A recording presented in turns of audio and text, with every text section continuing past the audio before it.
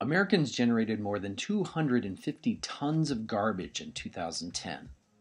More than a third of that was recycled, but that's still a whole lot of trash cans filling a whole lot of garbage bins across the country. Let's take a look at what we throw away. More than 70 million tons of paper is discarded every year, but paper sees the biggest percentage of recycling at 62.5%. The average person sent 334 pounds of paper to recycling efforts in 2010. That's the equivalent of more than 66 reams of regular-sized paper. About 34 million tons of food waste is thrown out every year, but less than 3% is composted or recycled. The average family of 4 throws out 880 pounds of food waste every year. That's the same weight of an adult cow.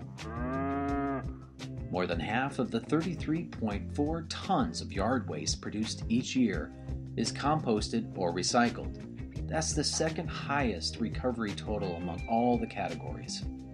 Less than 8% of the 31 million tons of plastics thrown out was recycled in 2010. That means 28.6 million tons of plastics made their way into landfills or incinerators.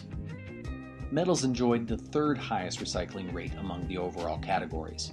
In 2010, nearly two-thirds of the total metal waste produced, 22.4 million tons, was recycled. 13 million tons of textiles and 7.7 million tons of rubber or leather were thrown out, which is about 15% of each category, avoiding landfills. More than the 14% of the nearly 16 million tons of wood thrown out each year is recycled. Nearly 12 million tons of glass waste is produced, with about 27% staying out of landfills.